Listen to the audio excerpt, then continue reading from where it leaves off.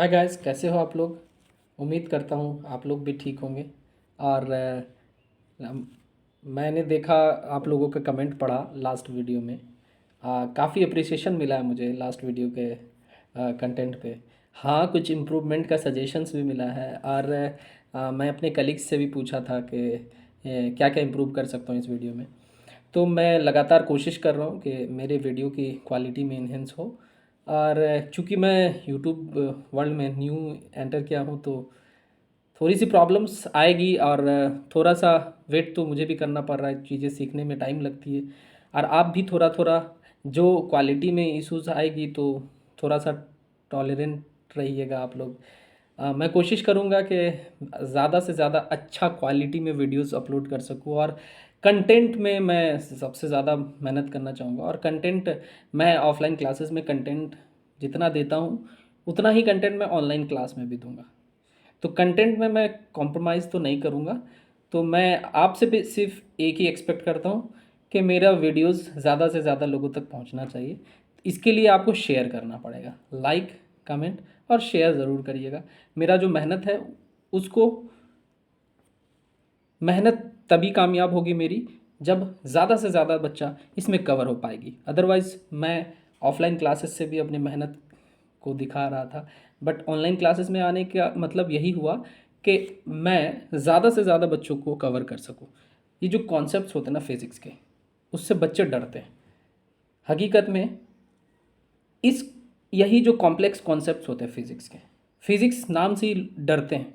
चाहे वो IIT JEE के स्टूडेंट्स हो, नीट के स्टूडेंट्स हो, या फिर बोर्ड एग्ज़ाम के, फिज़िक्स नाम से डरते हैं।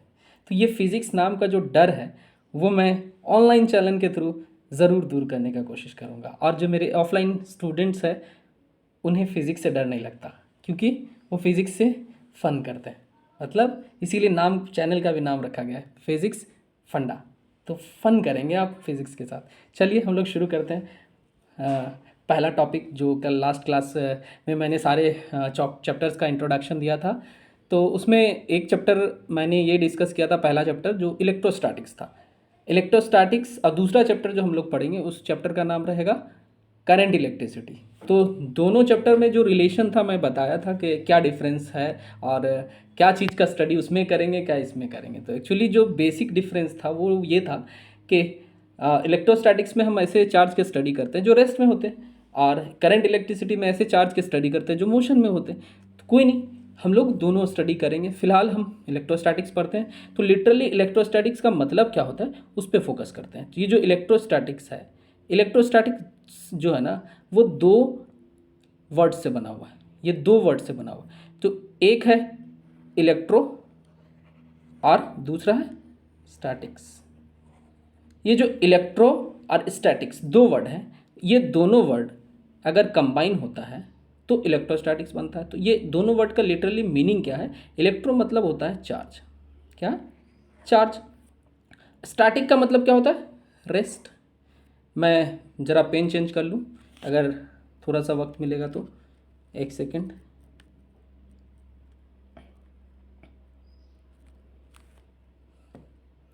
होप अब सब ठीक है। चलिए, तो इलेक्ट्रो का मतलब क्या समझे?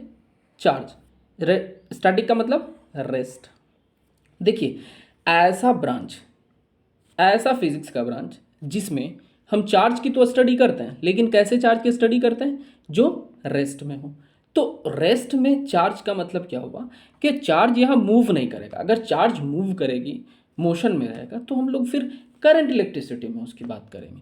तो इस टॉपिक में, इस चैप्टर में हम लोग सिर्फ और सिर्फ ऐसी ही चार्ज की स्टडी करेंगे जिसमें चार्ज रेस्ट में हो और चार्ज की कुछ इफ़ेक्ट्स दिखे। जो इफ़ेक्ट्स है ना चार्ज की, वो हम लोग इस चैप्टर में पढ़ने वाले हैं। तो चार्ज के बारे में ही सारी चीज़ें स्टडी होगी। चार्ज की वजह से क्या क्या होगा वो सारी चीज़ें हम लोग डिस्कस करेंगे, और प्रैक्टिकल लाइफ में उसका क्या एप्लीकेशन है वो सारी स्टडी हम लोग करेंगे। चलिए शुरू करते हैं। तो सबसे पहले चार्ज का, इसमें इलेक्ट्रोस्टैटिक का पहले डेफिनेशन लिख लीजिए। मैं बोला था कि डेफिनेशंस तो लिखना ही है, लेकिन उसके साथ साथ उसको समझना इंपॉर्टेंट था। तो ये सारी चीज़ें थी इलेक्ट्रोस्टैटिक्स के बारे में समझना। अब उसका डेफिनेशन आप कैसे लिख सकते हैं? तो समझने के बाद तो डेफिनेशन आराम से इसको लिख सकते हैं आप। तो वेदर मैं इसको बताऊं या नहीं बताऊं, उससे कोई लेना देना नहीं। आप अभी डेफिनेशन बना सकते हैं। तो चलिए डेफिनेशन कैसे बनेगा, तो देखिए, तो चार्ज एट रेस्ट, इसका मतलब ये टॉपिक चार्ज एट रेस्ट की बात कर रहा है। तो चलिए डेफिनेशन क्या होगा, the branch of physics that deals with the study of charge at rest. कहाँ पे चार्ज की स्टडी करेंगे, एट रेस्ट। तो डेफिनेशन सिंपल डेफिनेशन, उसको ज़्यादा कॉम्प्लेक्स करने की कोई ज़रूरत ही नहीं है।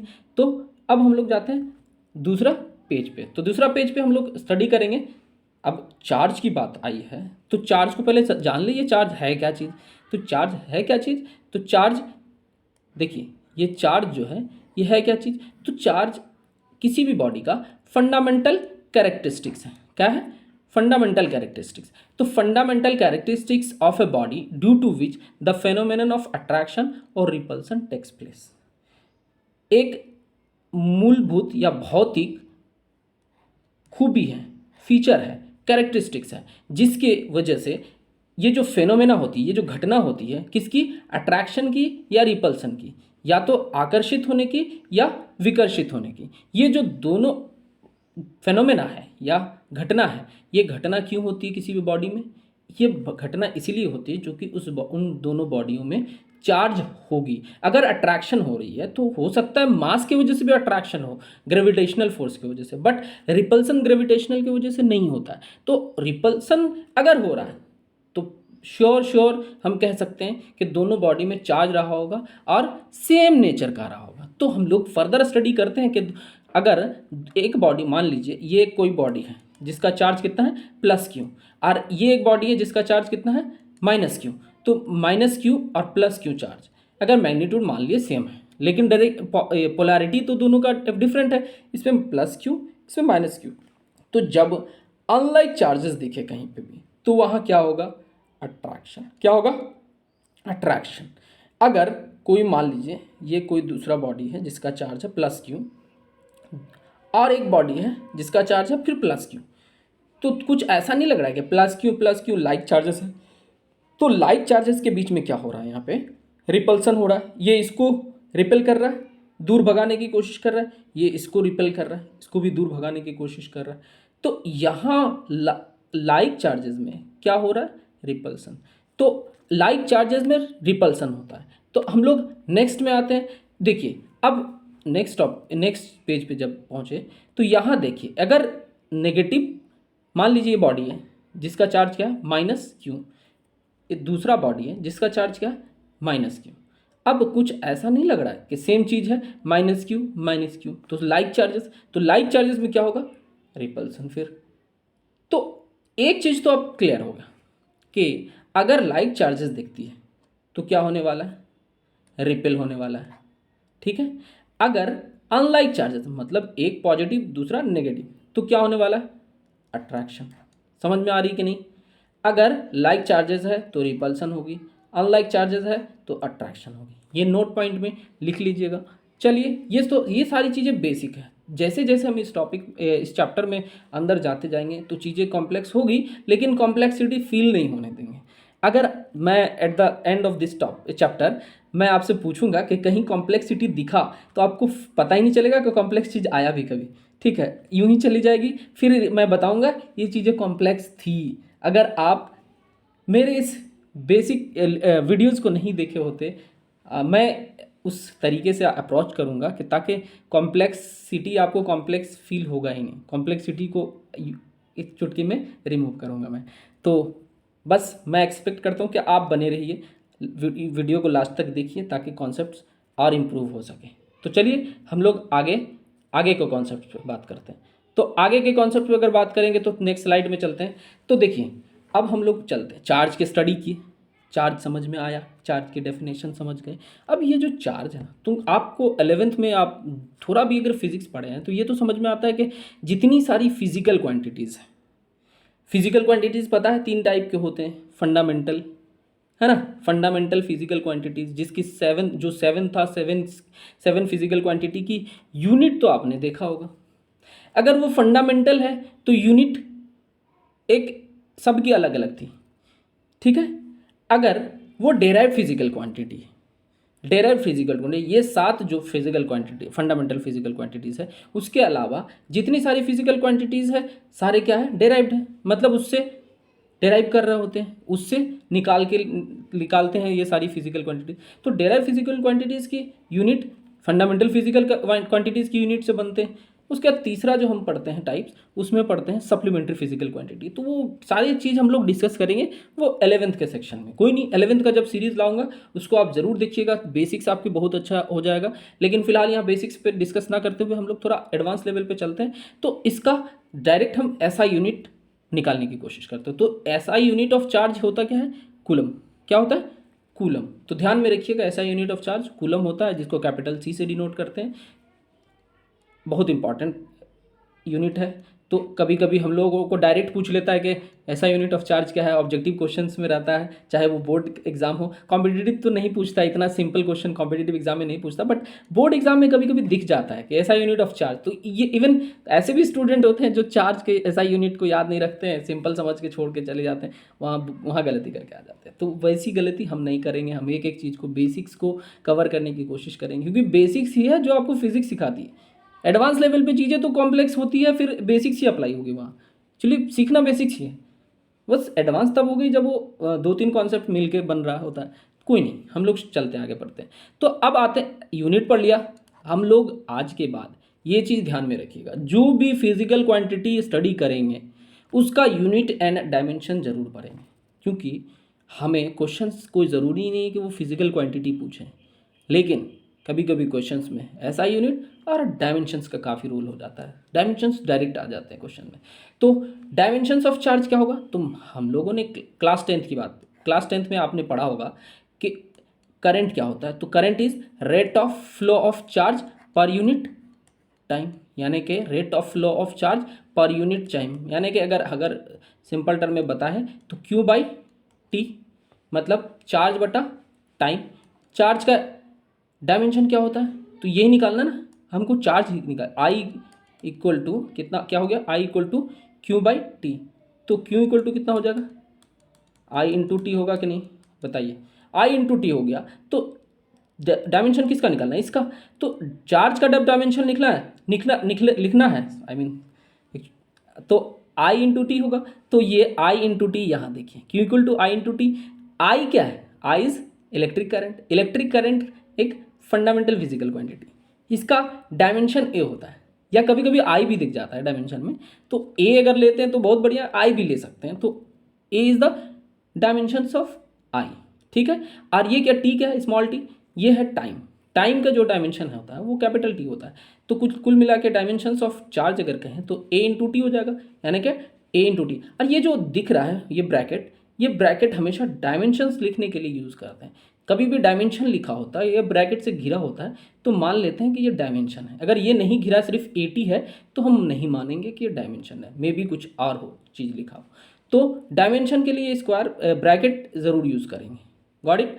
तो चलिए, अब 80 यहाँ पे है, यहाँ M0 L0 80 क्या है? तो देखिए, एक्चुअली डायमेंशंस में जो बेसिक फंडामेंटल फिजिकल क्वांटिटी है, 7 तो है ही फंडामेंटल फिजिकल क्वांटिटी, उसमें से मास, लेंथ, टाइम, ये 3 चीज़ ना काफ़ी रिपीट होता है।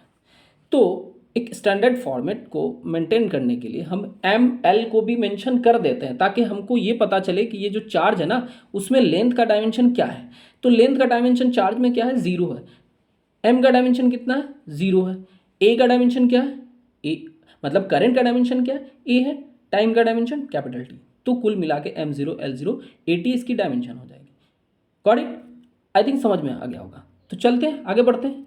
फिर आगे के कौन स्लाइड्स में हम, एक्चुअली क्या है ना, आगे के स्लाइड्स मैं लिख नहीं पाया था, तो आगे के स्लाइड्स मैं खुद अभी लिखते हुए पढ़ाऊँगा। तो हम लोगों ने क्या पढ़ा? चार्ज। देखिए, चार्ज चार्ज का डेफिनेशन तो हमने दिया। तो अब चार्ज के डेफिनेशन के अलावा हमें अब देखिए, चार्ज की बात हो रही है तो चार्ज पे डिस्कशन तो पूरी चलेगी। अब तो दूसरा डिस्कशन क्या होगा? ये जो चार्ज हो रहा है ना किसी बॉडी में, ये जो चार्जिंग है, मान के चले किसी बॉडी को चार्ज कर रहे हैं, तो चार्जिंग मेथड्स तो पढ़ना पड़ेगा। किस तरीके से हम चार्ज प्रोड्यूस कर सकते हैं किसी भी बॉडी में, तो मेथड्स पढ़ना पड़ेगा कि किन किन मेथड से चार्ज कर सकते हैं। पहला मेथड क्या होगा चार्जिंग करने का? तो बाय फ्रिक्शन। क्या पढ़ेंगे? By friction. दूसरा मेथड क्या पढ़ेंगे? तो दूसरा मेथड का नाम है by connection, by connection. Third method जो पढ़ेंगे हम लोग बाय इंडक्शन, बाय इंडक्शन। तो हम लोग तीनों मेथड को एक एक करके डिस्कस करेंगे। Got it? तो एक एक करके तीनों मेथड डिस्कस करते हैं, तो चलते आगे बढ़ते हैं। तो देखिए, ये जो पहला मेथड है, पहले बाई फ्रिक्शन में आने से पहले मैं एक कॉन्सेप्ट को और रिपीट समझाना चाहूँगा। ये कॉन्सेप्ट पढ़ना बहुत ज़रूरी होता है। तो लिखिए, सबसे पहले यहाँ एक जो लिखना है, समझना है, ये वर्क फंक्शन समझना है, ये होता क्या है। ये वर्क फंक्शन टर्म मैं यूज़ करूँगा, तो इस वर्क फंक्शन को समझ लेना पहले बेहतर होगा। ये फाई नोट है एक्चुअली में, फाई नोट, ठीक है, फाई नोट। और देखिएगा, वर्क फंक्शन को कभी कभी हम लोग लिखते हैं क्या, थ्रेशोल्ड एनर्जी। आई थिंक नाम तो सुने होंगे आप लोग, अगर नहीं सुने हैं तो कोई बात नहीं। थ्रेशोल्ड एनर्जी मैं अभी समझाऊंगा ये होता क्या है, ठीक है। ये थ्रेशोल्ड एनर्जी या वर्क फंक्शन किसको कहेंगे? तो देखिए, मान के चलिए कोई बॉडी है, कोई बॉडी है, इस बॉडी से क्या करना है आपको, एक इस बॉडी में पता है प्रोटॉन इलेक्ट्रॉन सब भरा हुआ रहता है, पता है। अब न्यूट्रल बॉडी है, तो इसमें प्रोटॉन, नंबर ऑफ प्रोटॉन और number of electron equal amount में अवेलेबल है। देखिए, अब इससे हमको कोई चार्ज को निकालना, मतलब चार्ज मतलब अगर मूव निकलता है तो इलेक्ट्रॉन ही निकलेगा, अगर एंटर करेंगे तो इलेक्ट्रॉन ही एंटर करना पड़ेगा। किसी बॉडी में चार्ज होता क्यों है? या तो चार्ज इसमें देते हैं या चार्ज इससे निकालते हैं। तो इस चीज़ को भी समझ लीजिए, अगर किसी बॉडी से चार्ज निकाली, यहाँ से मान लीजिए यहाँ से एक इलेक्ट्रॉन निकाल दी, तो यहाँ कितना चार्ज रहा होगा अभी? तो देखिए, एक इलेक्ट्रॉन निकाले तो एक प्रोटॉन एक्सेस हो गया ना इसमें, तो इसीलिए इसका चार्ज कितना होगा, टोटल चार्ज, तो plus E. Getting my point? अब मान लीजिए वही न्यूट्रल बॉडी था, न्यूट्रल बॉडी ही था, उसका चार्ज कितना था, 0 था। अब क्या किए, इस बॉडी में एक इलेक्ट्रॉन दे दिए। तो एक इलेक्ट्रॉन जब इस बॉडी को दिए, तो पता है पहले से प्रोटॉन एक था, इलेक्ट्रॉन भी एक था, मतलब कितना था नहीं पता, बट मान लीजिए कि प्रोटॉन एक था, इलेक्ट्रॉन एक था। तो न्यूट्रल बॉडी था, तो न्यूट्रल प्रोटॉन और इलेक्ट्रॉन दोनों मिलकर न्यूट्रल था। लेकिन अब एक इलेक्ट्रॉन एक्स्ट्रा डाल दिए, तो एक इलेक्ट्रॉन एक्स्ट्रा डाले तो इसका नेट एक इलेक्ट्रॉन तो दिखेगा, तो एक इलेक्ट्रॉन में जो चार्ज है वो उस बॉडी का क्या हो जाएगा, नेट चार्ज। तो अब बॉडी में चार्ज कितना हो गया, minus E. Getting my point और नॉट? तो बॉडी में अगर पॉजिटिव चार्ज हो रहा है, क्यों हो रहा है, ड्यू टू लैक ऑफ क्या, लैक ऑफ इलेक्ट्रॉन। और यहाँ पे क्या हो रहा है, एक्सेस ऑफ इलेक्ट्रॉन। तो या तो इलेक्ट्रॉन की कमी या इलेक्ट्रॉन की एक्सेस था, मतलब अधिकता। तो अधिकता से क्या हो रहा है, नेगेटिव चार्ज प्रोड्यूस हो रहा है, और एक्सेस होने की वजह से पॉजिटिव चार्ज प्रोड्यूस हो रहा है। तो अब हम समझते हैं work function, actually work function अब समझना है। तो अब मान लीजिए कोई बॉडी है, उस बॉडी से क्या निकाल, आपको एक इलेक्ट्रॉन निकालना। देखिए, किसी बॉडी से एक इलेक्ट्रॉन निकलना मजाक तो है नहीं। अगर एटॉमिक स्ट्रक्चर आपने पढ़ा होगा, तो कोई भी एटम में, बॉडी के अंदर एटम्स है, उस एटम से एक इलेक्ट्रॉन निकालने के लिए उस एटम के अंदर वो जो इलेक्ट्रॉन स्टोर्ड है उसका कुछ एनर्जी था, पता है, नेगेटिव होता है वो एनर्जी, चूंकि अट्रैक्ट कर रहा होता है न्यूक्लियस उसको अपने तरफ। अब उस फोर्स ऑफ अट्रैक्शन को कैंसिल करने के लिए हमको उतना ही, जितना एनर्जी उसके पास था उतना ही अमाउंट का एनर्जी देना पड़ेगा उस इलेक्ट्रॉन को। जब उस इलेक्ट्रॉन को उतना ही अमाउंट का एनर्जी दिए, किस फॉर्म में दिए, आप किसी भी फॉर्म में दे सकते हैं। तो हम लोग जनरली हीटिंग, अगर हम मान लिए हीट किए इसको, तो एनर्जी के फॉर्म में दिए। जब हीटिंग फॉर्म में दिए तो इसको हिट किए, कितना एनर्जी दिए, इतना एनर्जी ताकि ये निकल के बाहर आ जाए। तो ये जो मिनिमम अमाउंट ऑफ एनर्जी, ये जो इस बॉडी से वो मिनिमम अमाउंट ऑफ एनर्जी जिससे ये इलेक्ट्रॉन बाहर निकल कर आ जाए, उस मिनिमम अमाउंट ऑफ एनर्जी को क्या कहेंगे, work function of that body, या फिर threshold energy of that body. तो देखिए, अब क्या कैसे डिफाइन कर सकते हैं, the minimum amount of energy of an object due to which an electron got ejected from its atom is called work function of that body. Sorry, लिख नहीं रहा है, बॉडी। चलिए, work function of that body समझ में आ गई। Work function, अब देखिए बेसिकली वर्क फंक्शन कुछ है नहीं, ये वर्क फंक्शन जो है ना, किसी भी एक इलेक्ट्रॉन को निकालने में जो एनर्जी हमको देना पड़ेगा मिनिमम, उससे ज़्यादा इलेक्ट्रॉन, अब मान लीजिए उससे ज़्यादा एनर्जी दिए, तो देखिए अगर ज़्यादा एनर्जी हम उस इलेक्ट्रॉन को देते हैं तो एक तो निकलने में जो एनर्जी वर्क लगा वो वर्क फंक्शन के बराबर, वो एनर्जी तो कैंसिल हो जाएगा। जो रिमेनिंग एनर्जी रहेगा ना वो इस इलेक्ट्रॉन को एक काइनेटिक एनर्जी देगा। इस कॉन्सेप्ट को ना हम लोग फोटो इलेक्ट्रिक इफेक्ट में पढ़ेंगे, जब हम लोग आइंस्टाइंस फोटो इलेक्ट्रिक इक्वेशन पढ़ेंगे तो उसमें हमको समझ में आएगा कि ये जो एक्सेस अमाउंट ऑफ एनर्जी है वो कहाँ यूज़ होता है। तो फिलहाल हमको वर्क फंक्शन पढ़ना था, अभी हम लोग आगे जाएंगे तो बहुत सारी कॉन्सेप्ट फिजिक्स के पढ़ेंगे। फिलहाल वर्क फंक्शन समझ में आ गई, तो हम लोग अब आते हैं अगले कॉन्सेप्ट में। तो पहला जो मेथड्स ऑफ चार्जिंग था, तो पहला मेथड क्या था, तो बाय फ्रिक्शन, है कि नहीं। तो बाय फ्रिक्शन को तो कंप्लीट नहीं करेंगे आज, बट थोड़ा सा इंट्रोड्यूस कर देता हूँ। तो बाय फ्रिक्शन से फ्रिक्शन करके हम लोग कैसे चार्ज प्रोड्यूस कर सकते हैं। तो देखिए, मान ली ये दो बॉडी है, ये दो बॉडी है, अब दोनों बॉडी का चार्ज क्या है, अभी क्यू ए कह रहे हैं इसको 0, ये क्यू बी है, ये कितना है, ये भी 0 है। देखिए दोनों बॉडी न्यूट्रल है, और दोनों कोई भी बॉडी हो सकता है, आपका पेन और आपका मोबाइल, ये भी दो बॉडी हो सकता है। तो दोनों बॉडी को यहाँ क्या कर रहे हैं हम, रबिंग कराएंगे। क्या कराएंगे, रब कराएंगे या रबिंग। अगर रबिंग मतलब इसको अप इसको डाउन करेंगे, इसको डाउन इसको अप, मतलब एक तरह से यूँ करें कि बॉडी को क्या करेंगे, घिसेंगे। तो अगर बॉडी को घिस रहे हैं, अब हाथ ठंडा के टाइम में हाथ घिस के देखें, हाथ घिसते हुए ऐसे, तो कितना गर्मी फील होता है ना। ये गर्मी आया कहाँ से, चलिए बताइए, ये गर्मी एक्चुअली आया कहाँ। क्योंकि जब हम हाथ को रिलेटिव मोशन कराते हैं, हाथ में दोनों हाथों के बीच में रिलेटिव मोशन कराते हैं, तो दोनों हाथों में क्या लगता है, फ्रिक्शन, दोनों हाथों में फ्रिक्शन लगता है।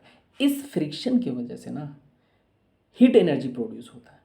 क्या प्रोड्यूस होता है, क्योंकि फ्रिक्शनल फोर्स है, फोर्स के अगेंस्ट में डिस्प्लेसमेंट करा रहा है, फोर्स के अगेंस्ट में डिस्प्लेसमेंट हो रहा है। तो फोर्स के अगेंस्ट में जब डिस्प्लेसमेंट होगा तो क्या मिलेगा हमको, एनर्जी, वर्क डन। तो ये वर्क डन है क्या चीज़, ये एनर्जी में कन्वर्ट हो गया। जो हमने अपना एनर्जी लगा के वर्क किया, वो वर्क किस में कन्वर्ट हो गया, एनर्जी में। और कौन सा एनर्जी, हीट एनर्जी में। अब हीट एनर्जी हमें फील हो रहा है। तो सेम चीज़ किसी दो बॉडी को अगर हम रब करते हैं, घिसते हैं, तो वो दोनों बॉडी के बीच में फ्रिक्शन हुआ, और फ्रिक्शन की वजह से क्या हो रहा है, एनर्जी रिलीज हो रहा है।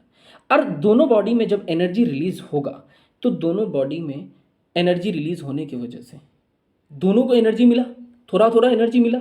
मान लीजिए ये जो बॉडी ए है ना, इसका वर्क फंक्शन क्या है, ए है, और इस बॉडी का वर्क फंक्शन क्या है, फाई बी है मान लीजिए। और work function of phi A is less than work function of phi B. मतलब कुल मिला के बात ये क्या हो रही है कि ए से जो इलेक्ट्रॉन है ना, वो और बी से जो इलेक्ट्रॉन है, अगर ए से इलेक्ट्रॉन मान लीजिए यहाँ 10 जूल मिला, यहाँ 12 जूल मिला, मतलब वर्क फंक्शन है इसका 10 जूल वर्क फंक्शन है, इसका 12 जूल। अगर बॉडी को 10 जूल मिल गया तो एक इलेक्ट्रॉन निकल जाएगा, इस बॉडी से एक इलेक्ट्रॉन निकलेगा कि नहीं, निकल जाएगा। इसका मतलब इसका वर्क फंक्शन पहले पहुंच गया, और वर्क फंक्शन जैसे ही पहुंचा तो एक इलेक्ट्रॉन निकाल दिया। अब जो और इससे तो निकलेगा नहीं, क्योंकि इसको चाहिए तब 12 जूल, तो अभी 10 ही जूल मिला, तो इससे कोई इलेक्ट्रॉन नहीं निकलेगा, बट इससे इलेक्ट्रॉन निकल जाएगा कि नहीं। अब ये जो निकला हुआ इलेक्ट्रॉन है, पता है इलेक्ट्रॉन इंडिपेंडेंटली कहीं एग्जिस्ट नहीं करता, किसी ना किसी एटम के अंदर वो होता है। तो इलेक्ट्रॉन जब इस बॉडी से निकला है तो कहीं ना कहीं एटम में जाएगा, उसके आसपास कौन सा एटम होगा, तो बॉडी है ना, बॉडी रबिंग में है, फ्रिक्शन में है, तो फ्रिक्शन में बॉडी अगर है बगल में, तो इससे जैसे इलेक्ट्रॉन निकला ना, और इसको तो और इलेक्ट्रॉन चाहिए क्योंकि इसका न्यूक्लियस इसको खींच रहा है इलेक्ट्रॉन्स को, तो ये जो इलेक्ट्रॉन ना इस बॉडी में घुस जाएगा। अब इस बॉडी में घुस गया तो बताइए, एक चीज़ हमको यहाँ समझाइए, अब हुआ क्या, ये बॉडी में क्या हुआ और ये बॉडी में क्या हुआ, अब हमको समझाइए। इस बॉडी में क्या हो गया, मान लीजिए 5 इलेक्ट्रॉन इस बॉडी का निकल गया, तो क्या होगा, 5 प्रोटॉन हो जाएगा इसमें, होगा कि नहीं, और 5 इलेक्ट्रॉन जो निकला तो इसमें ना गया होगा, ठीक। तो ये बॉडी कितना चार्ज हो गया, अब क्यू ए इक्वल टू कितना हो गया, +5 electron, Q B equal to कितना हो गया, अब -5 इलेक्ट्रॉन। आ रही बात समझ में, ये -5 इलेक्ट्रॉन है, तो अब +5 इलेक्ट्रॉन इसका, -5 इलेक्ट्रॉन इसका, इसका मतलब +5 प्रोटॉन है। ये बॉडी कैसा चार्ज हो गया, पॉजिटिवली चार्ज हुआ कि नहीं, और ये बॉडी कैसा चार्ज हुआ, नेगेटिवली चार्ज हो गया। इसका मतलब कुल मिला के बात समझ में आ रही है कि जिसकी वर्क फंक्शन कम होती है, जिस बॉडी की वर्क फंक्शन कम होती है, उस बॉडी में कौन सा चार्ज होगा, कौन सा चार्ज होगा, मतलब पॉजिटिव चार्ज होगा। और जिस बॉडी का वर्क फंक्शन ज़्यादा है compare to the other body, तो इस बॉडी में क्या होने वाला है, नेगेटिवली चार्ज। गॉट इट और नॉट, समझ में आ गई बात। तो देखिए, the body having less work function will get positively charged and the body having more work function will get negatively charged। बात समझ में आ रही कि नहीं, समझना इंपॉर्टेंट है, समझिए। डेफिनेशन में लिखा दूंगा, क्या लिखना है इसमें, डेफिनेशंस तो आप कहीं से भी लिख सकते हैं, बुक्स में बहुत अच्छे से एक्सप्लेन किया होता है, फिर भी आपको समझ में आती नहीं है, क्योंकि बुक की लैंग्वेज किसी के पल्ले नहीं पड़ती। बेहतर है मैं जो समझा रहा हूँ उसको बहुत बेहतरीन तरीके से समझिए। चलिए आज मैं यहीं तक एंड करता हूँ इस वीडियो को। होप करता हूँ कल फिर मेरे इस कल के तरह आज भी इस वीडियो को उतना ही प्यार मिलेगा जितना कल मिला था, और मैं आपके लिए काफ़ी मेहनत करके सारे वीडियोस को हाई क्वालिटी कंटेंट के साथ मैं डेली एक वीडियो ज़रूर अपलोड करूँगा। बहुत बहुत शुक्रिया। जय हिंद।